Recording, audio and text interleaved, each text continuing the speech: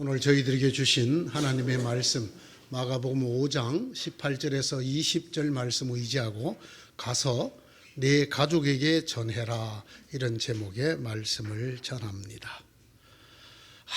아주 뛰어난 수도사가 한 분 계셨습니다. 그분이 설교를 얼마나 은혜스럽게 하는지, 그가 설교를 하면 마치 주님께서 친히 오셔서 말씀을 하시는 듯이 말씀이 막 살아 움직였습니다.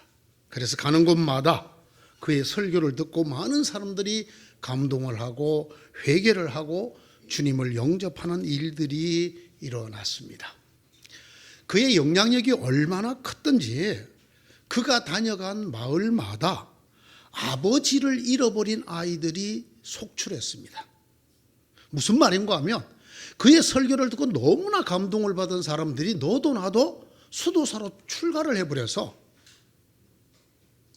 아버지들이 수도사로 출가를 해버려서 아버지가 없는 아이들이 속출하게 되었습니다.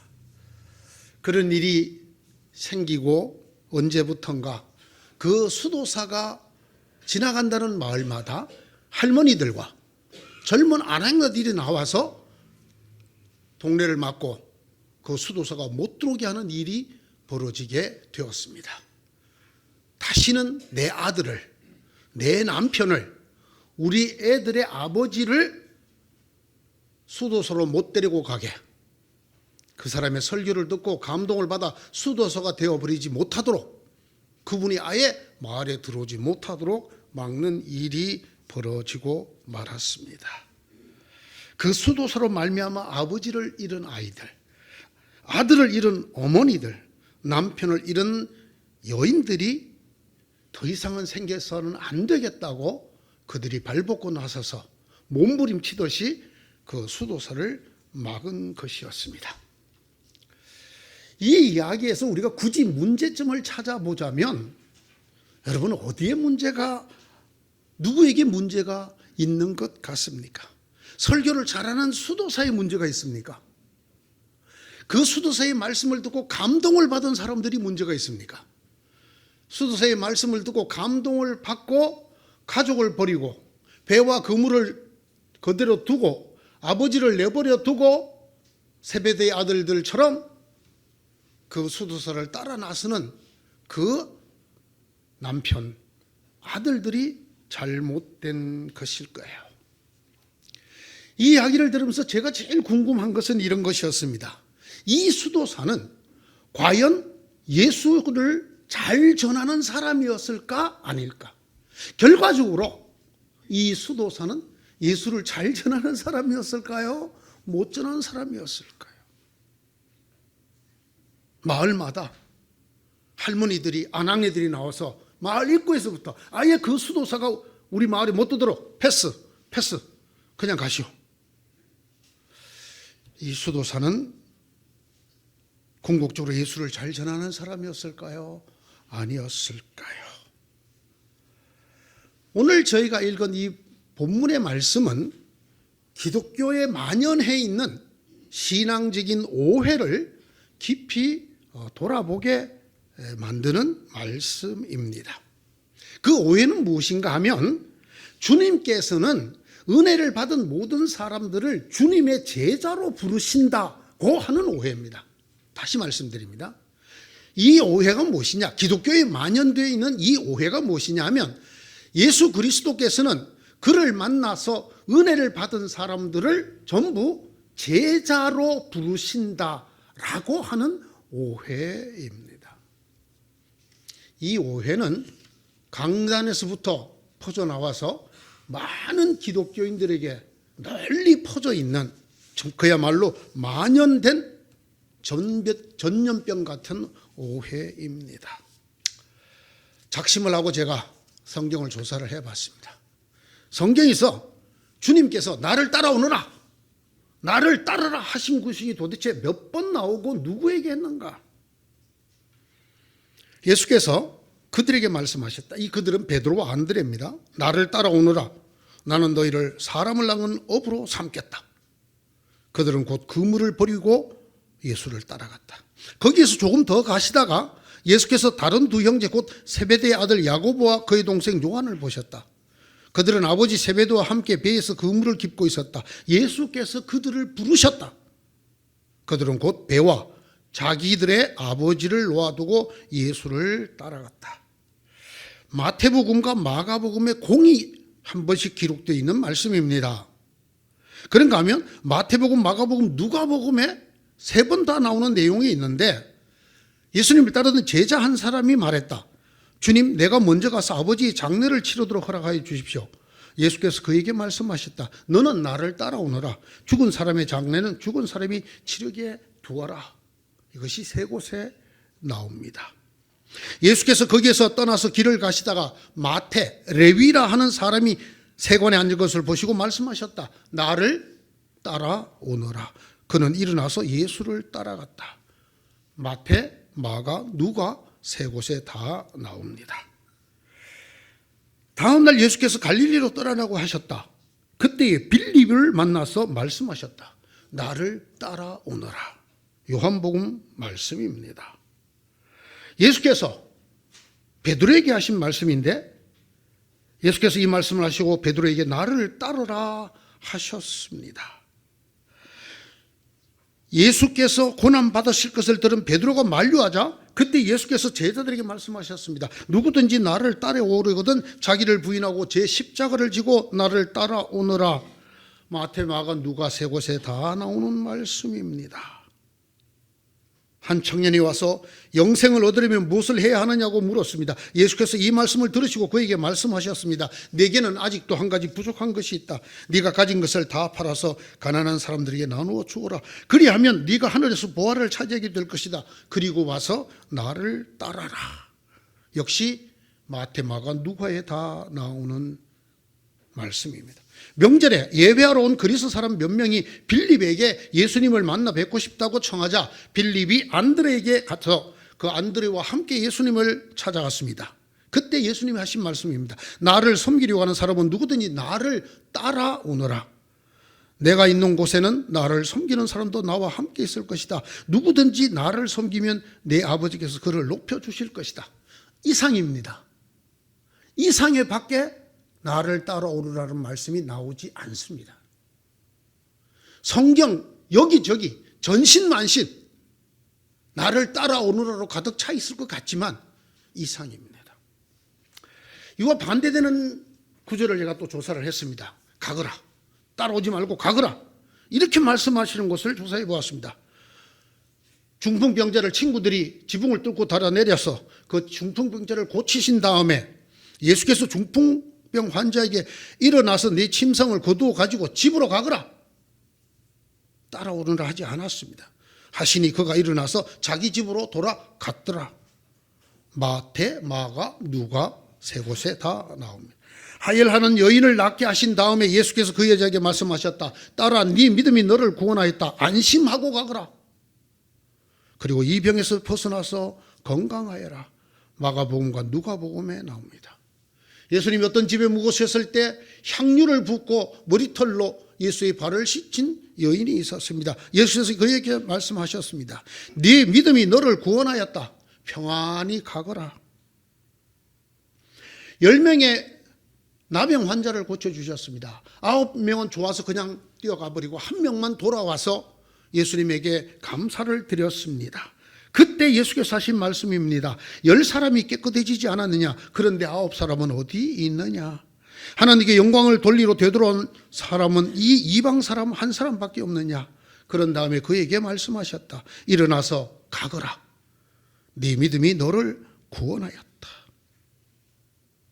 또 다른 나병 환자에게 예수께서 손을 내밀어 그에게 대시고 자기를 고쳐달라는 그 환자에게 내가 그렇게 해주마 깨끗하게 되어라 말씀하시니 곧 그의 나병이 나았습니다.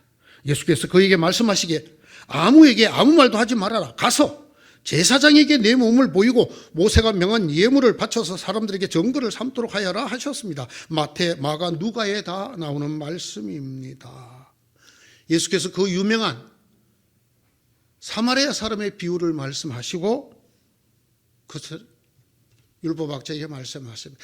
이들 중에 누가 강도 만난 사람의 이웃이느냐?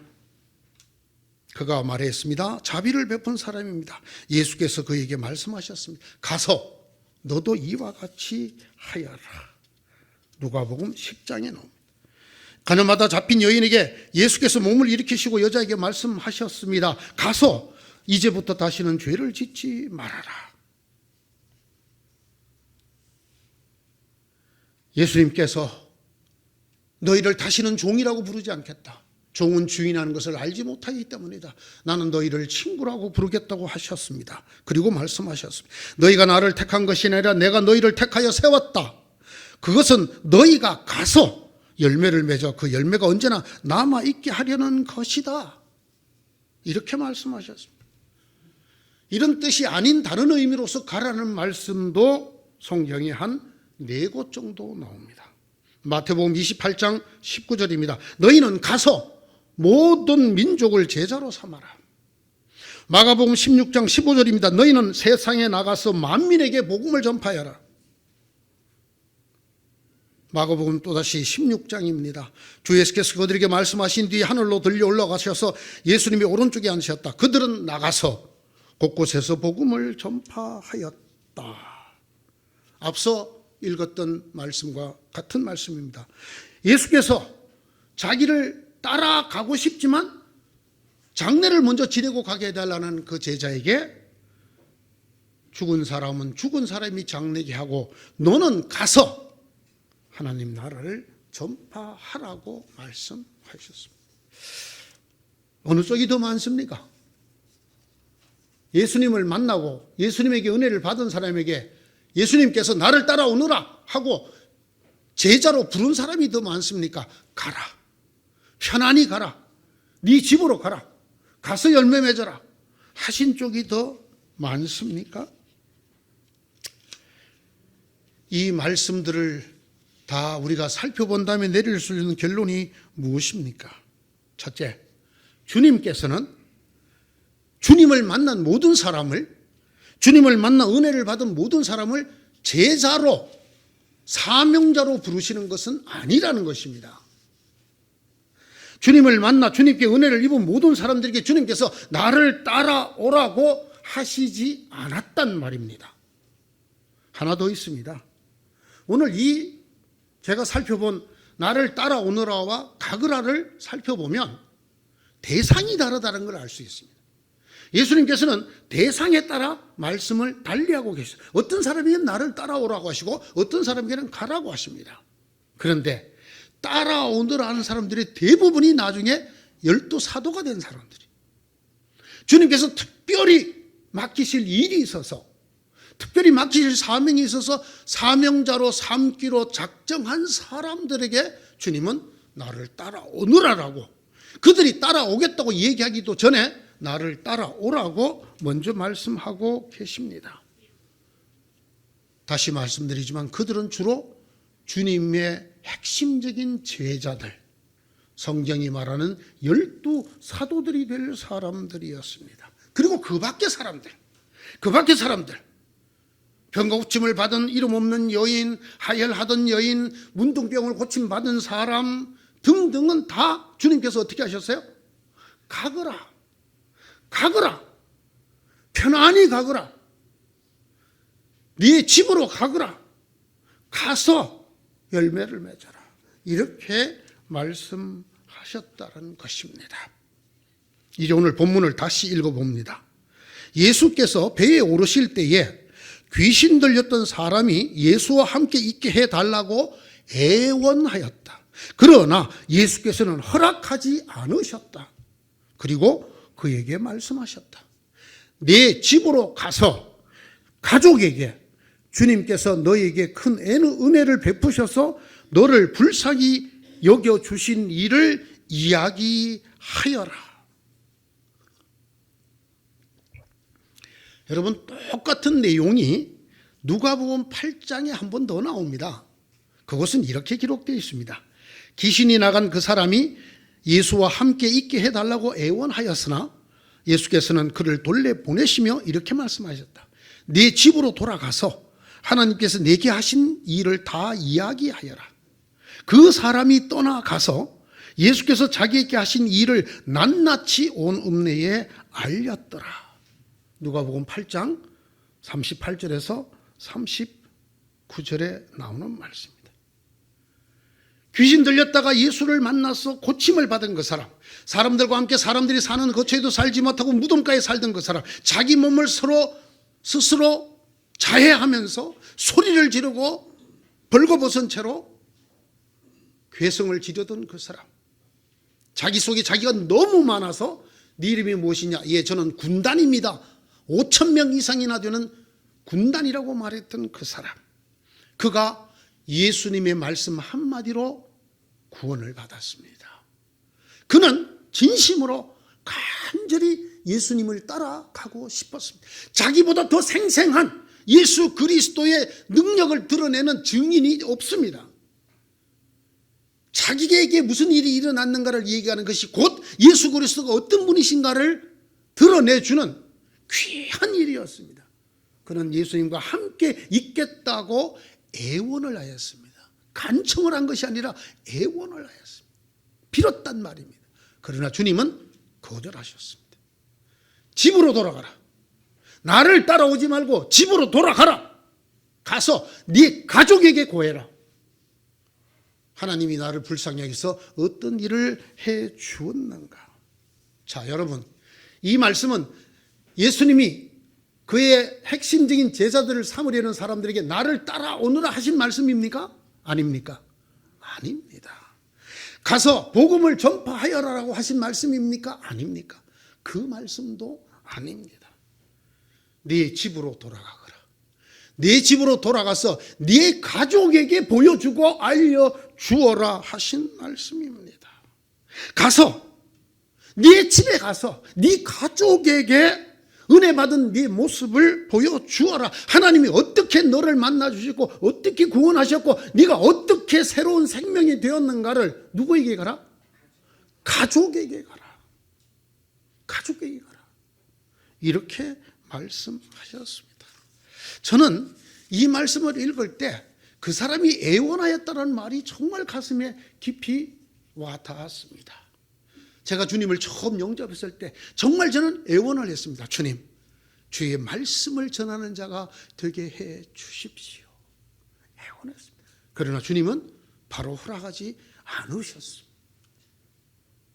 내 마음에 너는 아직도 혈기가 들끓고 세상에 대한 욕망이 넘치고 사람들에 대해서 포용력 있기보다는 지적하고 아프게 하기를 더 잘하니 너는 아직은 아니다.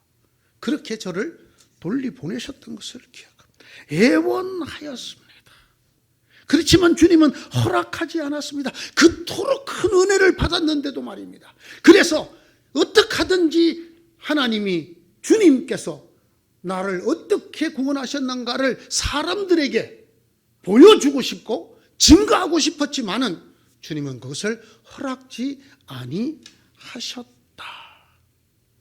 누구에게라도 나를 보여주면 살아계신 하나님에 대한 증거가 될 것 같고 예수 그리스도가 정말 주님이신 그야말로 증거가 될 것 같은데 주님은 허락지 않으셨습니다. 주님은 그 애원을 거절하시고 네 집으로 가서 가족에게 이야기하여라. 네 집으로 가서 네 가족에게 보여주어라. 어떻습니까? 설교를 준비하는 내내 저도 이 말씀이 무척 어색했습니다. 여러분 어떻습니까? 어색하지 않습니까? 큰 은혜를 받았는데 주님을 따라가는 것이 아니라 집으로 가라고 했다. 그것이 성경에서 주님께서 우리에게 가르치시는 일반적인 가르치심이다. 어색하지 않습니까? 왜? 그렇게 배우지 않았습니다. 우리는 한 번도 강대상에서 선포되는 말씀을 통해서나 또는 집회를 통해서나 한 번도 이렇게 배우지 않았습니다. 은혜를 받으면 어떻게 하라고 배웠습니까? 주님을 따라가라. 배와 그물을 버려두고 주님을 따라가라. 아버지까지 두고 주님을 따라가라. 우리는 이렇게 배웠습니다. 예수님을 만나면, 예수님의 은혜를 받으면, 우리가 구원을 받으면 우리는 다 생업을 버리고 가족도 버리고 주님을 따라 나서야 된다고 배웠습니다. 그것이 제자의 길이고 주님은 우리를 그런 제자로 부른다고 배웠습니다. 성경 어디에 그렇게 되어 있는지 묻지 않았습니다. 다 그렇게 말하니 그런 줄 알고 그렇게 따라 나서지 못하는 우리 스스로가 믿음이 없는 사람이요, 믿음이 약한 사람이라고만 스스로 자책을 했더랬습니다. 이 대목에서 제가 이건 뭐 철저히 조사를 하지는 않았습니다만은 생각해 본 것이 있습니다. 이 세계에서, 이 세상에서 예수를 그리스도로 믿는 그리스도인들 중에서 교회로, 집에서 아니라 교회로 제일 많이 불려 나오는 나라 성도가 누굴까?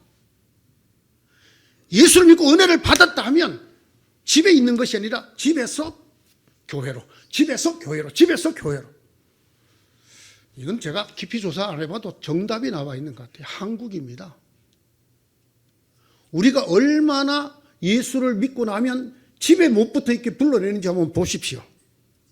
주일 예배, 찬양 예배, 수요 기도회, 금요 기도회, 구역장 권찰 모임, 365일 새벽 기도회, 거기다가 또 매월 초하룻날은 월삭 기도회, 시시때때로 부흥회, 사경회, 집회, 거기다가 전도대, 봉사대.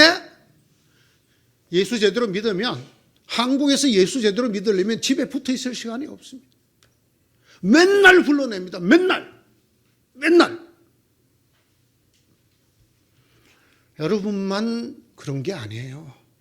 이렇게 한국에서 낮이고 밤이고 없이 날마다 여러분 불러내어서 여러분 가르치고 인도하느라고 한국교회를 맡은 목회자는 사춘기를 맞은 자기 아들 얼굴을 한 달에 한 번도 볼 수 없을 지경입니다. 애가 잠들어 있는 새벽에 교회를 나오고, 그리고 애가 잠든 다음에 집에를 들어갑니다. 그 아들이 무슨 고민이 있는지, 내 딸이 어떤 어려움에 처해 있는지 자기 아들, 딸과는 말씀을 나눌 기회조차 없이 살아야 한국에서 훌륭한 목사람이라고, 아주 주의 큰 종이라고 소리를 듣습니다. 한국에서 제자교육으로 유명했던 어떤 목사님이 계셨습니다. 지금은 돌아가신 그 큰아들이 하는 얘기입니다. 아버지 얼굴을 본 적이 없어요. 한국에서 목회를 하는 사람들은 전부 다 그렇게 생각합니다. 가족을 내팽개치고 교회에만 살아야 훌륭한 목사님이라는 자의식을 갖고 있습니다. 그렇게 자기 스스로 생각을 하고 있습니다. 오죽하면 어떤 부흥사께서 말씀하시기를, 어느 주일날 사모님이 이부자리를 싸들고 예배 중에 강대상에 올랐대. 여기서 삽시다. 여기서 삽시다.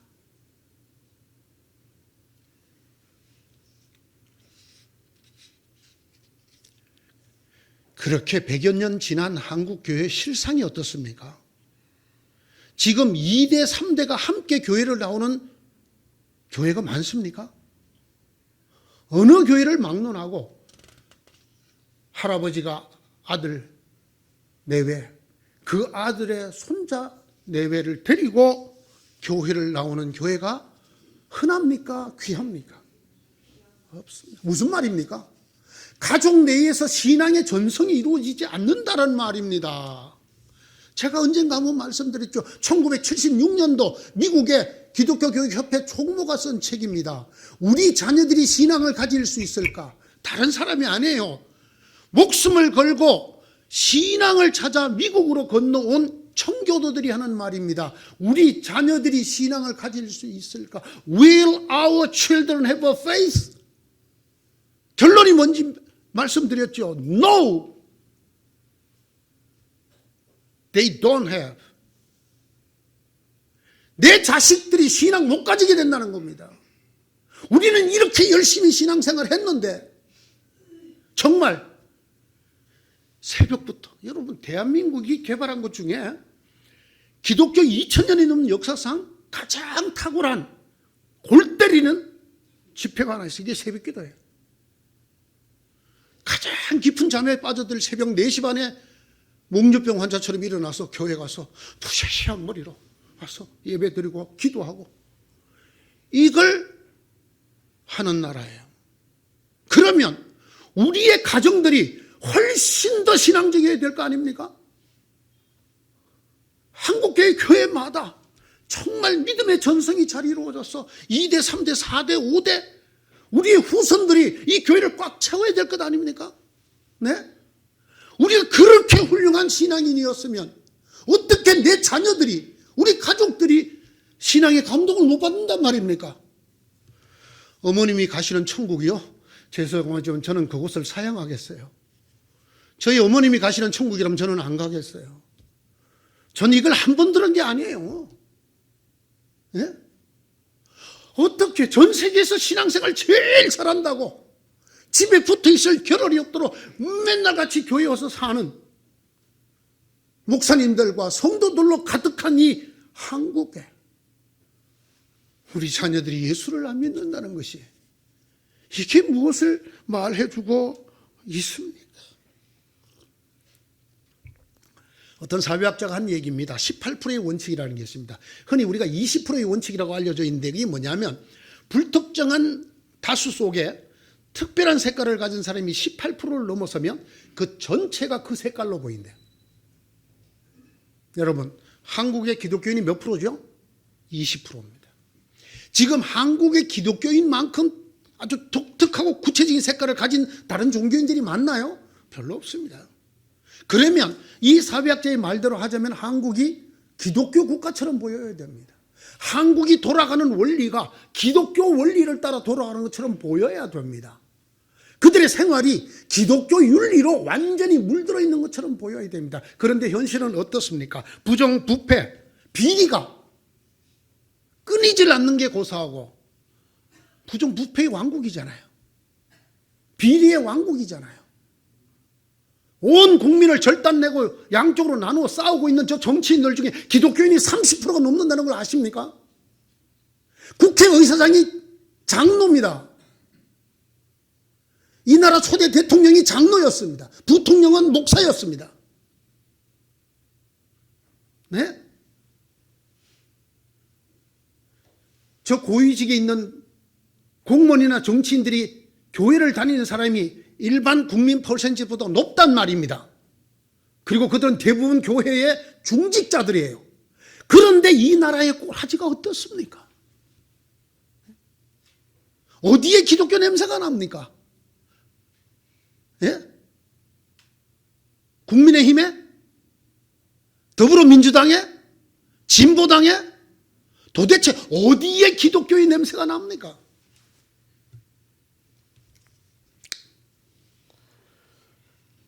세계에서 설교 잘하는 목사님들이 제일 많이 모인 나라가 한국이에요. 정말 세계적인 설교가가 수두룩합니다.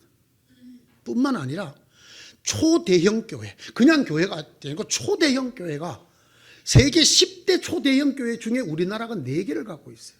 4개를. 이 조그마한 나라가. 네? 제가 언제가 말씀드렸죠. 터키에 있는 사원 숫자보다 우리나라 교회 숫자가 많을까요? 적을까요? 거기는 이슬람 국가입니다. 우리는 기독교 국가가 아니에요. 이걸 우리는 늘 자랑을 해왔어요. 그런데 오늘 이 나라, 이 땅, 우리 가정, 우리들의 교회의 모습이 어떻습니까? 자녀가 없잖아요. 자녀가 예수 안 믿잖아요. 사회가 썩었잖아요. 가족 이기주의, 내 자식 최고주의. 학교 선생님이 자살을 하잖아요. 그 학부형 중에 기독교인이 없을까요?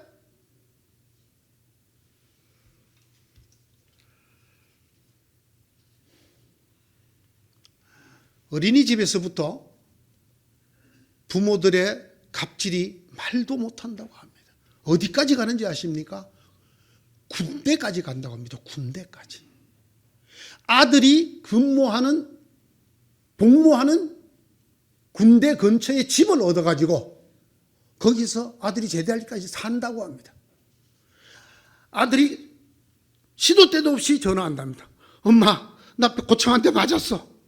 그 엄마가 중대장에게 바로 전화를 합니다. 너 내가 국방부에 신고할 거야. 우리 아들이 어떤 아들인데? 그 사람 중에 기독교인은 한 명도 없다고 여러분 장담할 수 있으면 너무나 좋겠어요. 우리는 아니. 우리 기독교는 절대로 그런 사람이 없어. 저 다 예수 안 믿는 사람들일 거야. 그랬으면 얼마나 좋겠습니까? 고의로 부도내는 악질업자들, 그 사람들에게 기독교인은 한 명, 그걸 일이 있을 수가 없어. 죽으면 죽었지, 숨겼으면 숨겼지, 기독교인은 그런 짓을 절대로 안 해. 이럴 수 있으면 얼마나 좋을까요? 성희롱, 성범죄, 소위 미투, 절대로 교회에서는 없다고 그렇게 세상을 향해 말할 수 있으면 얼마나 좋을까요? 왜 이렇게 됐을까요? 하나님의 말씀을 세계적으로 잘 전하는 목사님들이 수두룩하고 초대형 교회가 보글보글한 이 대한민국에 어째서 나라의 색깔은 조금도 기독교지지 아니하고, 아니 교회조차 비리가 들끓고 자기 자식에게 마치 이 교회가 지 것처럼 물려주려고 별의 별 짓을 다 해가면서, 예?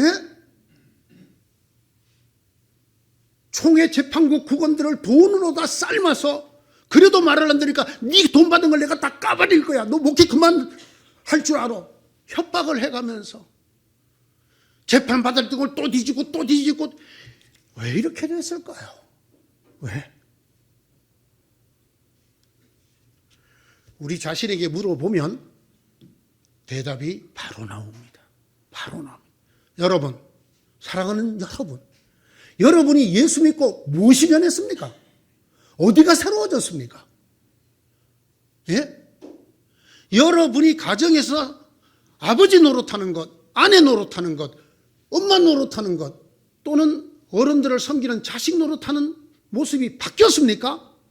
저는 이거 바뀐 사람 거의 보지 못했어요.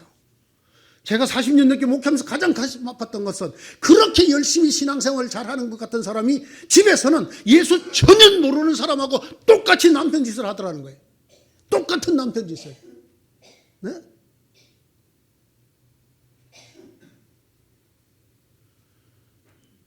권위적이고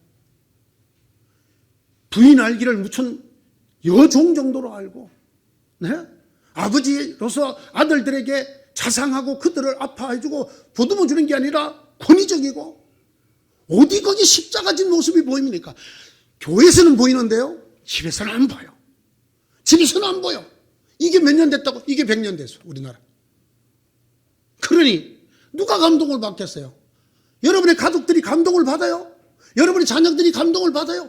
우리 아버지가 믿는 저 예수님 나도 알고 싶다. 안 돼요. 이런 사람들로 이 사회가 채워졌는데 이 나라가 바뀌겠습니까?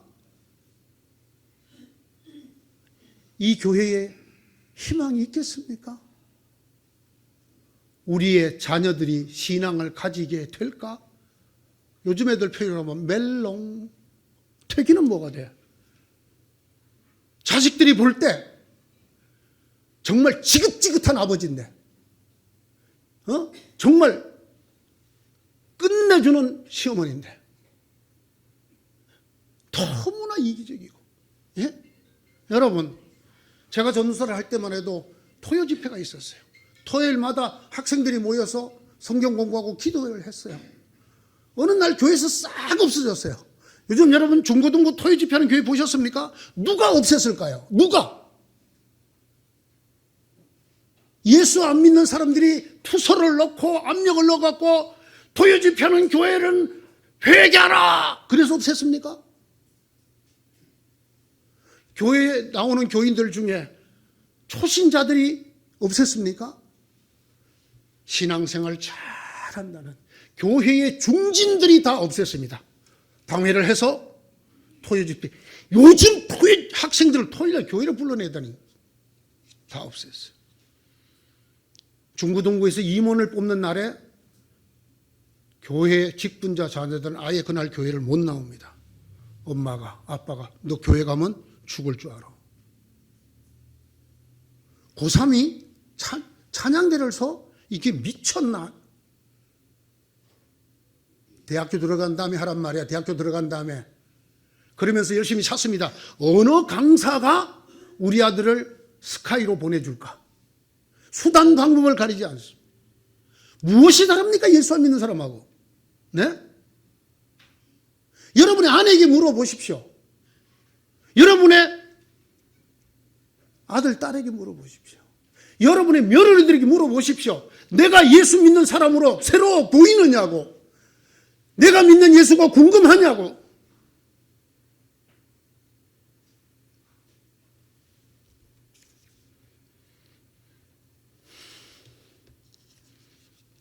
장례를 집례할 때마다 가슴이 무척 아픕니다. 가보면 그 집안이 어떤가 거의 다 알 수 있어요. 정말 자손들이 믿음의 자손이 되고 정말 사랑과 우애가 넘치고 그 부모에 대한 존경이 있고 부모의 애정이 있고. 여러분 도대체 예수 그리스도에서 십자가를 지고 죽을 각오를 하고 예수를 믿는데 여러분 가정을 위해서 뭘 했습니까? 여러분의 아내를 위해서 뭘 했어요?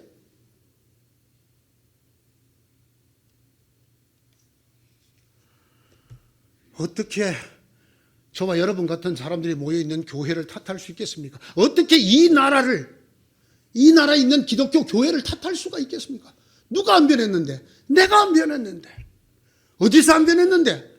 교회에서는 멋지게 보냈는데 맨날 불러내면 이제 열심을 다해서 가고. 아니 특별 새벽기도는 또 뭐요? 그러면 특별하지 않는 보통 새벽기도도 있는 거요? 이 사순절이라고 특별 새벽기도는 교회 많아. 기를 쓰고 그게 그냥 나가려고 그냥 또 나가갖고는 그냥 여성계 회원들은 한복까지 입고 와서 새벽에 찬양대 하느라고 그냥 3시 반에 일어나갖고 막. 그건 잘해. 그건 잘해. 그게 예수 잘 믿는 거라고 생각했기 때문에 그건 잘해.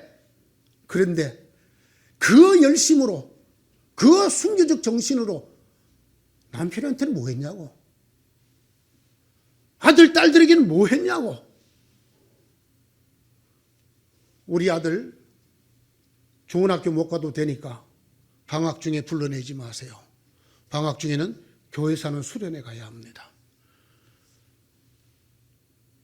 중고등학교 선생님으로 일생을 마치신 어떤 선생님의 증언입니다. 자기가 선생님을 하는 동안에 딱 한 사람 봤다고 합니다. 학교에서 불이익을 당해도 좋으니 여러분 수련회를 가야 될 애를 학교로 나오라고 강권하지 마십시오. 보충 수업 하라고 하지 마십시오. 우리 애는 수련회 가야 합니다. 딱 한 명 보세요. 여러분 어때요?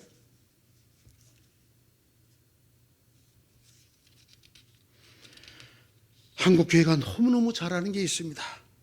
예수님 만나고 믿었다 하면 배와 금을 버려두고 아버지도 버려두고 신학교로 직행합니다. 술 끊은 걸 자랑으로 담배 끊고 술 끊고 교회 헌금 많이 내고 교회 집회에 빠지지 않는 것, 이게 기독교인의, 한국 기독교인의 징표가 되어버린 지 오래되었습니다. 그것 말고 말입니다. 돌아가서 네 가족에게 너를 보이고 하나님이 내게 하신 일을 일러주어라.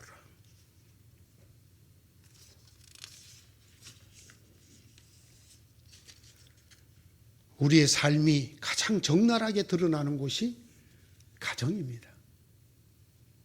그리고 여러분의 일터입니다. 그곳에서 여러분은 어떤 사람으로 인식되고 있나요? 그곳에서 여러분이 보여주는 모습은 어떤 모습인가요? 주님의 말씀으로 마칩니다. 돌아가서 네 가족에게 전해라. 돌아가서 네 가족에게 보여라. 엄마가 믿는 예수님 나도 믿고 싶어. 나도 궁금해. 여보, 당신이 믿는 예수님 나한테도 소개해줘. 보세요. 우리 남편 예수 믿고 이렇게 변했어요. 이런 간증 좀 들을 수 없을까요? 맨날 사업이 망했다가 11조 잘 냈더니 크게 돈을 벌었다는 이야기. 네? 아주 그냥 술통이었는데 예수 믿고 술 다 끊었다는 뭐 이런 이야기. 전국 금주협회에서 나왔습니까? 주님이 기껏 그런 거 여러분에게 새 사람 만들어 주려고 이 땅에 오셔서 십자가에 못 박아 죽으셨습니까? 가서 네 가족에게 보여줄 것이 있는, 말해줄 것이 있는 성도들이 되기를 축원합니다. 기도합시다. 주님, 저희를 도와주옵소서. 우리의 실제와 우리의 생각이 다르고 우리의 가까운 곳에서의 모습과 먼 곳에서의 모습이 다르고 우리의 신앙이 이렇게 분열되어 있고 찢어져 있는 우리를 불쌍히 여기시고 주님이 하시는 말씀대로 먼저 가서 내 가족에게 내가 어떤 은혜를 받아 주의 아들과 딸이 되었는지를 보여주고 말할 수 있는, 그래서 우리가 되게 하여 주시옵소서. 예수님 이름으로 기도드리옵나이다. 아멘.